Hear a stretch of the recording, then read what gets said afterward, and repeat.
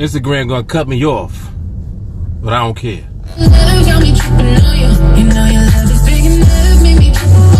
I'ma just rock till they cut me off. Instagram about to cut me off. Just so y'all know, I'll come back on though.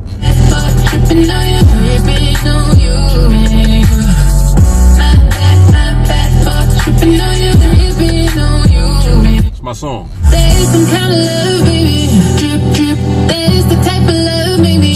Drip, dripping on you. It's big enough, baby. Drip, drip. It's big enough, baby. Drip, dripping on you.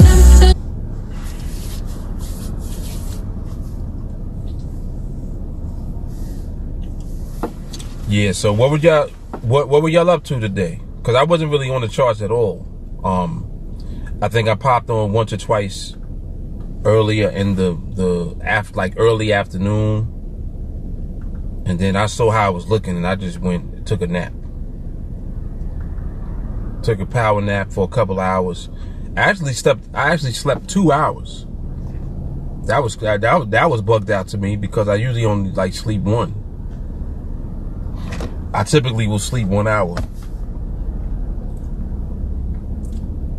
I also was getting good sleep this past week too, because my kids were home from school, but they weren't home. They was in with their grandmother, so that worked out well. Yeah, but I didn't really I didn't get a lot of chart time today. Was not on, and didn't feel no kind of way about it either. You know, sometimes you just may not have an opportunity to get on the chart, so it is what it is.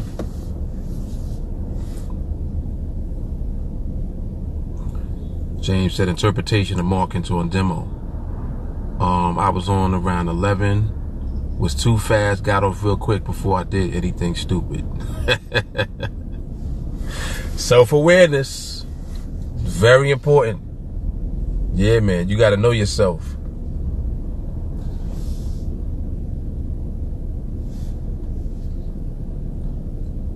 Seems like my lighting might be better over there.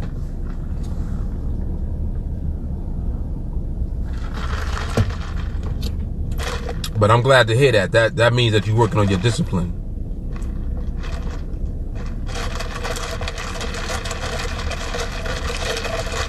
Yeah, that's right, Stacy. Stacy said 1 to 2 a week. You don't need to. Yep. James says I get on when speed slows down at 11:35 p.m. Mountain Time until about 1:10 p.m. Then once or twice after that. Okay. Oh, the lighting is good. Thank you, Stacy. All right. So I'll be still. That means stop driving around, Mark. Pretty much, right?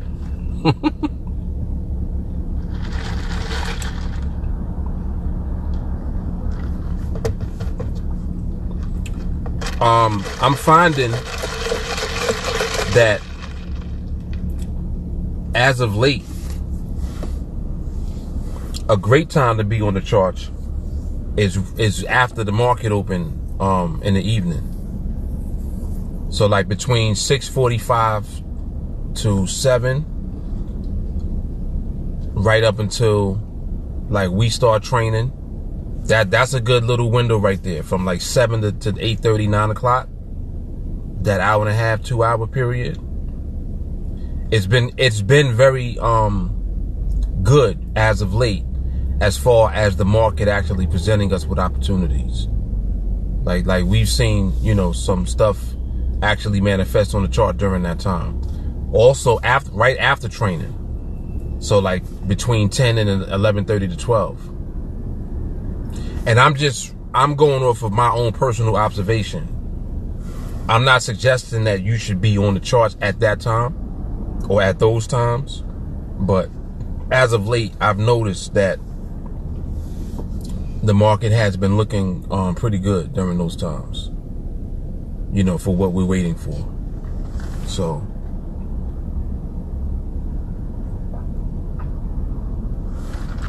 what's happening, Andrew? Yeah, but There was something else I had wanted to mention. I forgot what it was. It might come back to me though. Might come back to me. Oh, that's what I gotta do is set up Santos. All right, cool. So Santos, let me set him up real quick.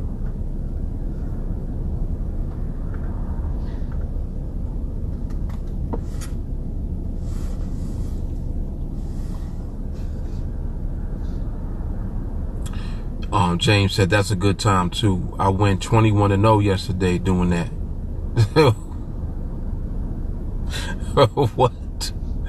This dude said 21-0. But the speed cycles in the market do its own thing. Yeah. And they do. And that's why eventually I stopped suggesting times to be on the charts, because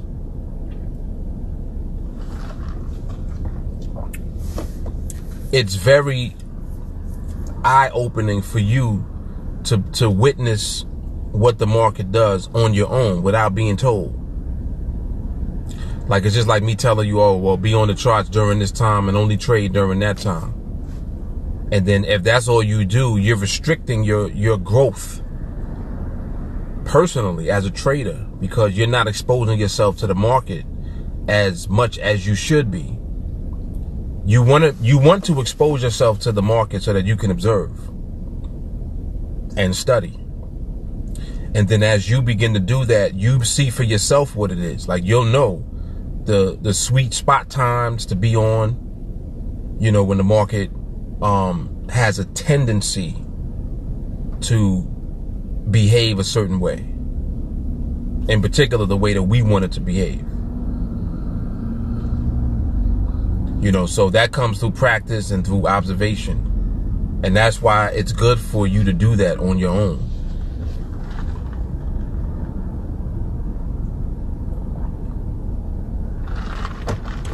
Very good for you to do that on your own.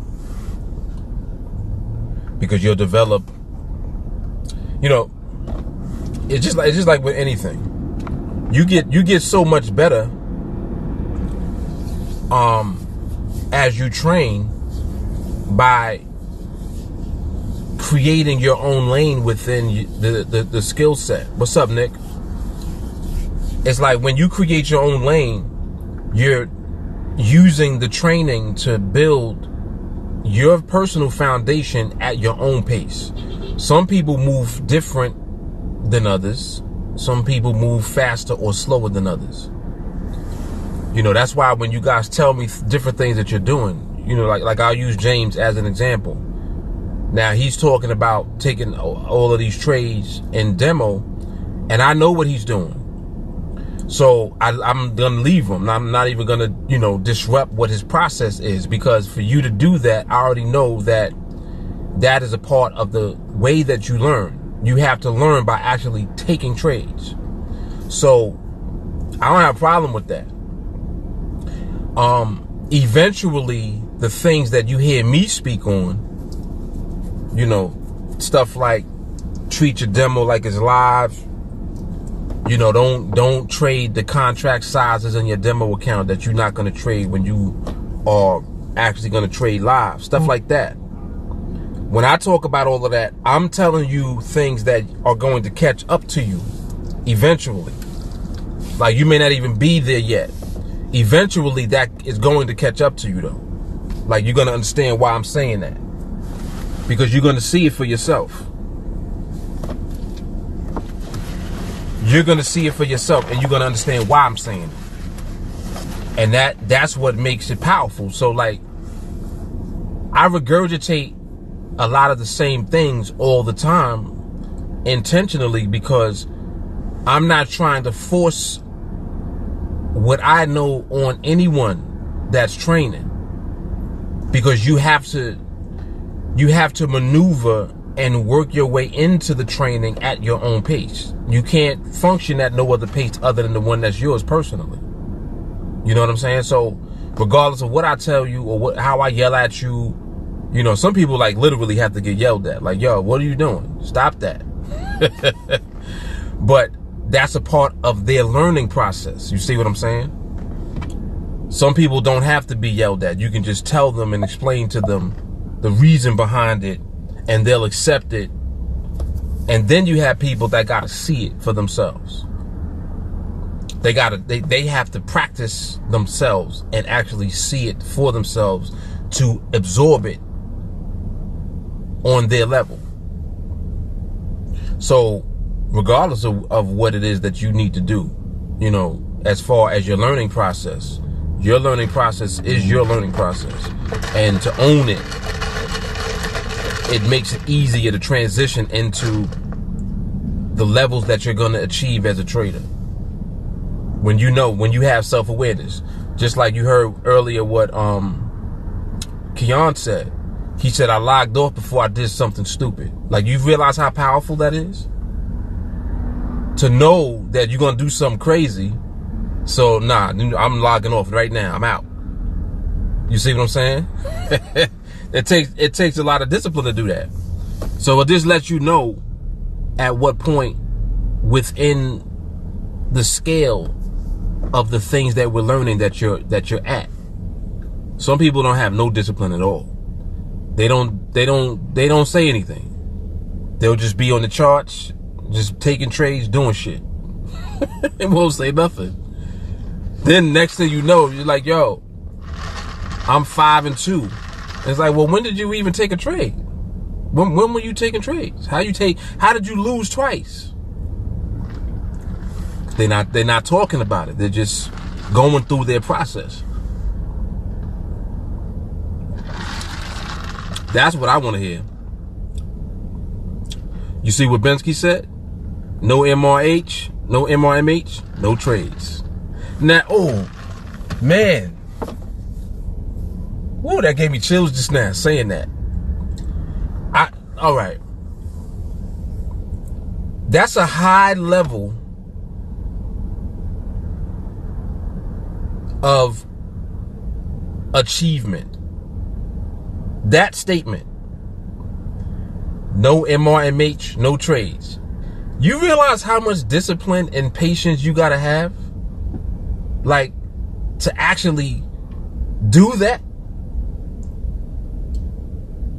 Keon, you feeling like it's coming, right? Yo, because that statement alone, I'm like, wait. In order for you to elevate to that level, it means that you're really putting in a lot of personal work on your discipline and patience. That's the proof. For you to be able to say that and then to execute that all the time. Because it's very, very, very hard to be on the charts and get to the point where you don't take any trades without the protocol being in place on the chart, period. Regardless of what you see other people in the group doing. You know what I mean? Like you see other people in the group doing different things.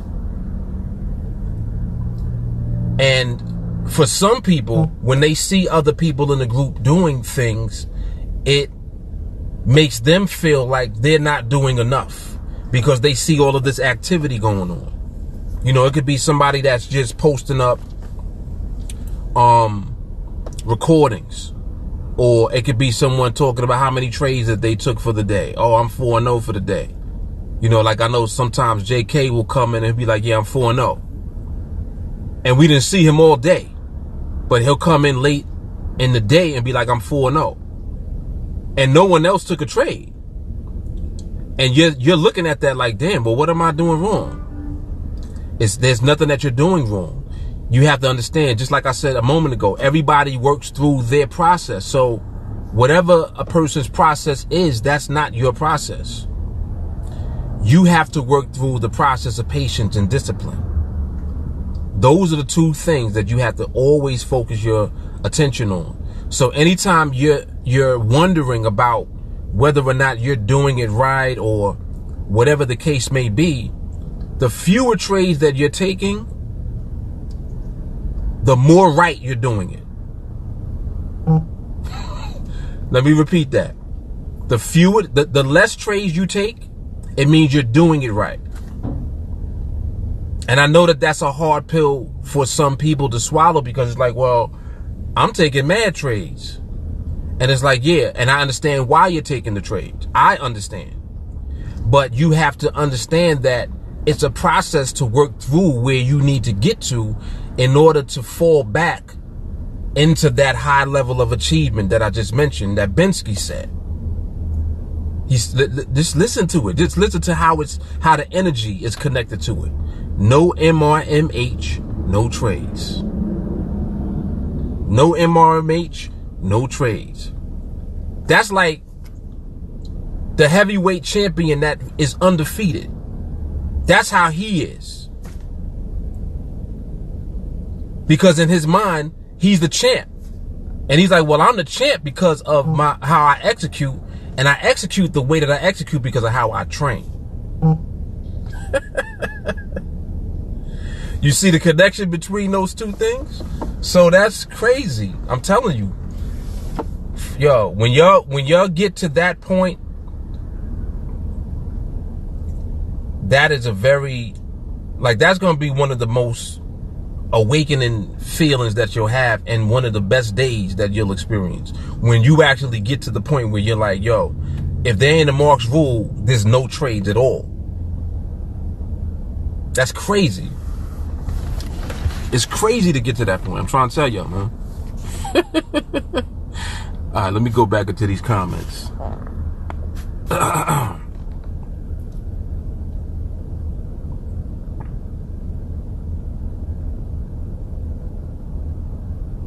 Ben said, that's what I do 24/7. Keon said, can we do a live training one night specifically on MRMH? I feel like it would get real good. Yeah. Yeah, there's a few that I've done. Like 218 was a good one. If you watch video 218, that was a good one on MRMH. I am going to do another one though, because it's worth going into the importance of it. If you were watching the group chat today, just listening to Joshua, you know, if you were in there, you saw what happened. He took a trade and he took a L. And what's the first thing he said about it? He said, I tried to take this trade thinking that it would be MRMH. Just listen to that. He took a trade that he thought or felt would be MRMH, and it ended up not being that. And it also ended up being a trade that he took a L on. So you see how MRMH insulates us from jumping the gun, so to speak. Like, you can't jump the gun when you wait for that, because the market has to do everything that it needs to on our behalf in order for you to get that in the first place. And if it doesn't do that, then we don't do anything. No MRMH, no trades. Man.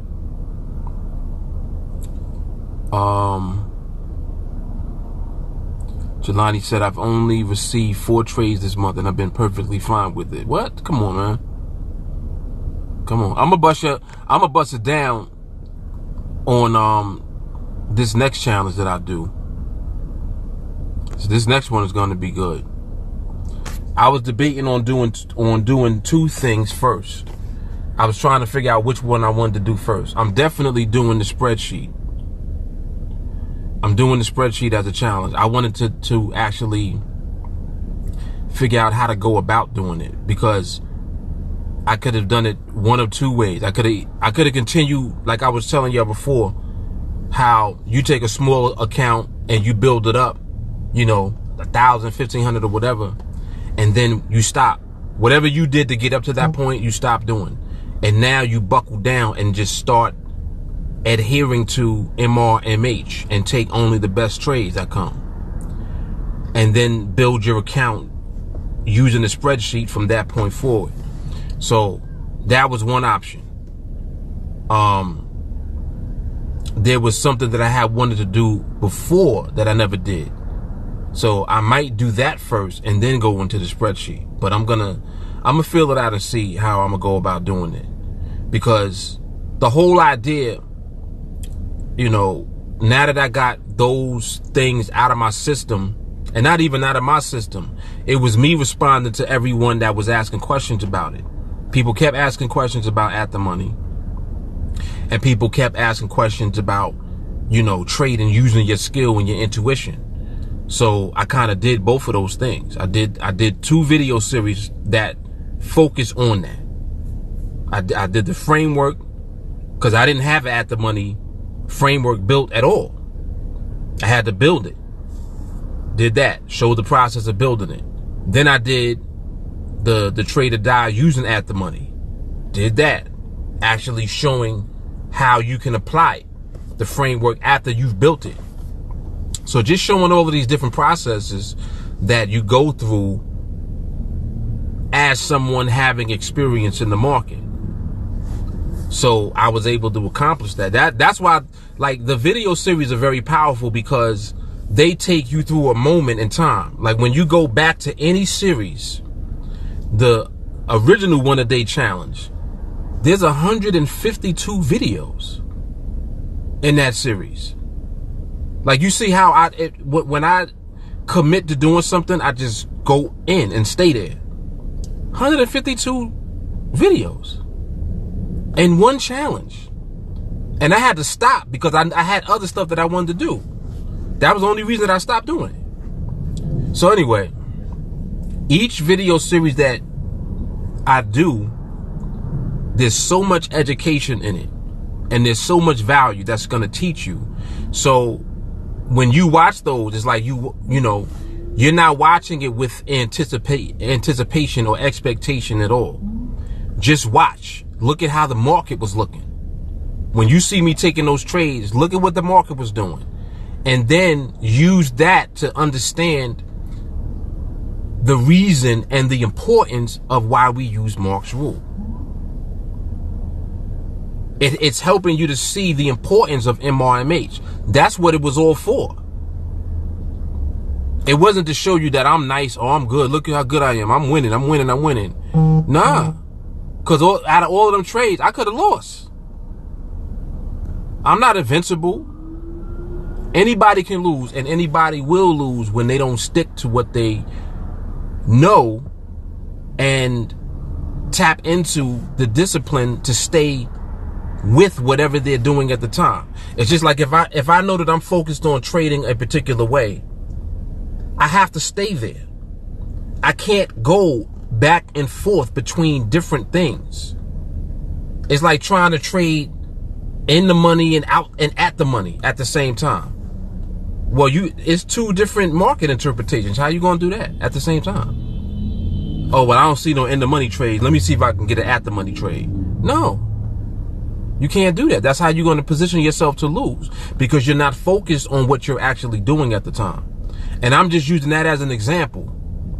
But the idea behind what I'm actually saying and the point that I'm making is that you have to adhere to what you're trained to do.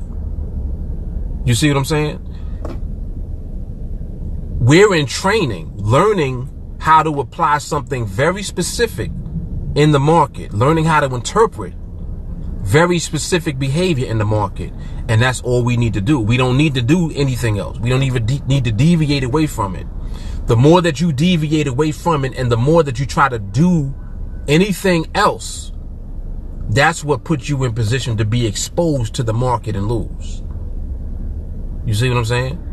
When you don't do that and you just stick to the script, boom, boom. It's like every time that you take a trade, you win.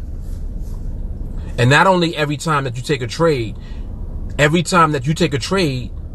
we're all taking the trade. Because it's going to be MRMH. It's not going to be you on your own on the side doing anything else. Like, you're not going to be the only one in the group saying, oh, well, I'm 2-0 for the day. There's going to come a time, and I'm going to say this now so that it's documented. The time and the day will come where when someone says, I'm 1-0 today, it's the whole group saying it. Because that's how in sync we'll be with MRMH and then the follow through trades. That's hard right there. That's hard. I already see that. I have already seen that. I visioned that already. The day will come. The day will come where when one says I'm 1-0, everybody's saying I'm 1-0. All right, James. I'll holler at you later, man. It's crazy. It's crazy.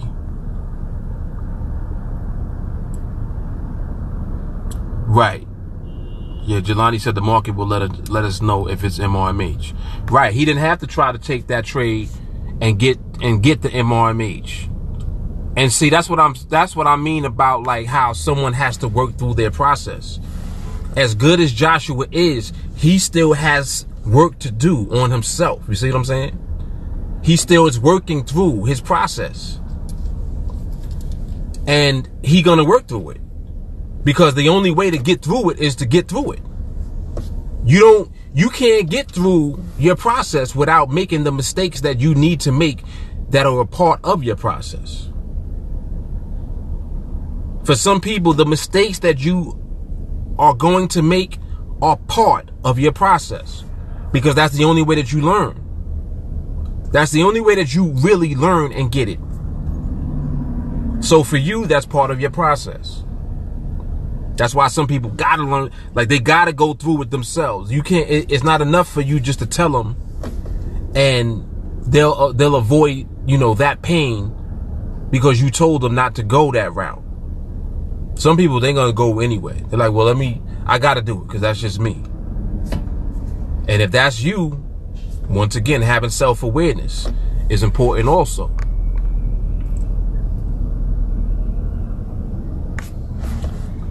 Keon said, MRMH will take my accuracy to that laser precision I need. Once MRMH is mastered, game over. I'm trying to tell you, man. I'm trying to tell you. And I know that I had touched on it one time in a training. I was talking about slowing it down. Like, matter of fact, that it's in the title. When you go through the playlist, there's a training where I said something about slowing down the process, like slowing it down. And I was touching on the fact that slowing everything down is what actually speeds everything up. It's so crazy that that's how it actually works. Like, that's not how people think that it works.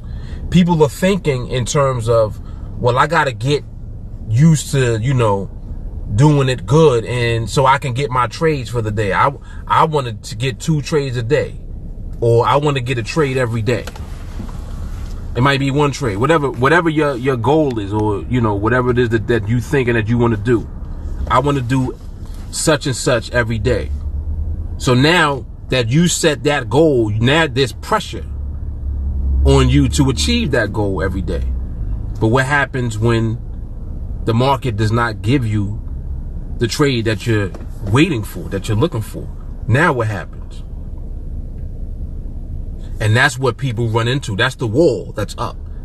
So you run it and you run right into that wall. You're like, oh, damn, man, I'm 2-1. You take an L that day because it's you with the pressure. The pressure is invisible pressure. You don't see it, but it's there. You don't see it, but the pressure is there.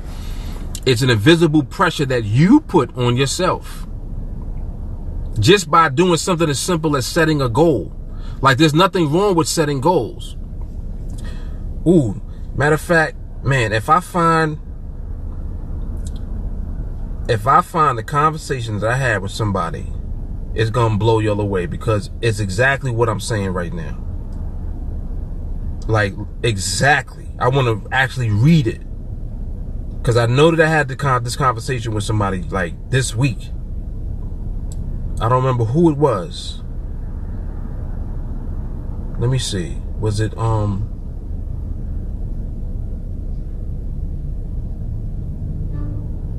no, it wasn't him. It wasn't Michael.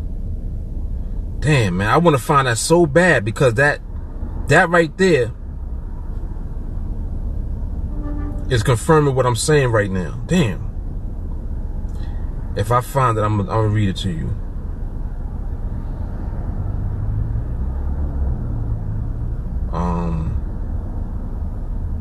Nope, that ain't it either. Dang, man.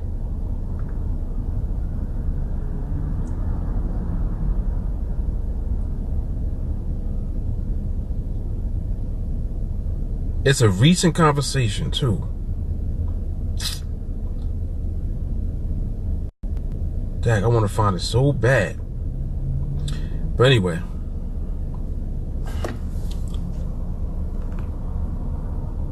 Yeah, you guys are absolutely right. Stacey said it's called passive aggressive. That's what it is, though. Delani said he's gonna get it though. Joshua's a beast with it. Absolutely. Stacey said you got to train every day. Every day. Every day.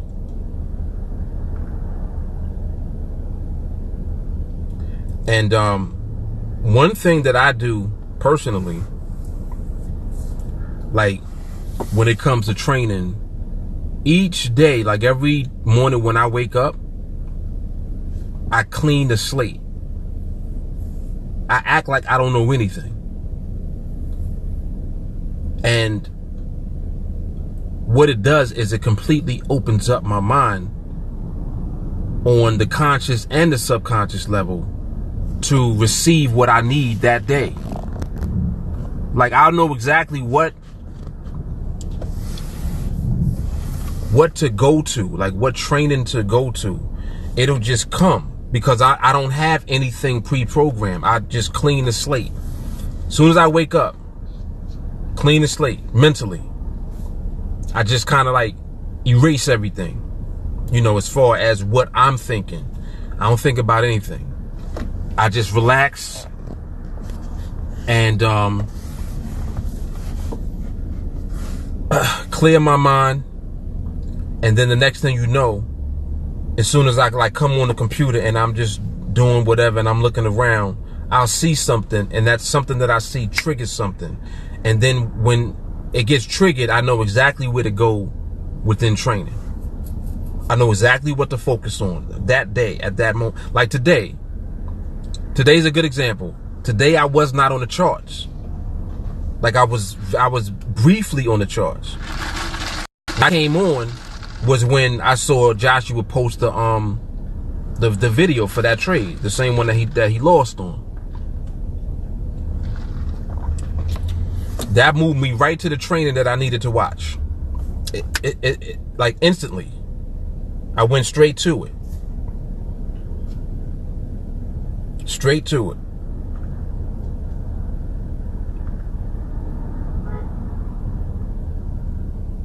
And what did it have to do with? Mark's rule. It was Mark's rule. Keon said, literally Mark's rule handles everything. Pretty much you need to know to take a trade. Yes. Take an MRMH trade and you pretty much got in the game. Don't reach for MRMH. Have your hands open for it.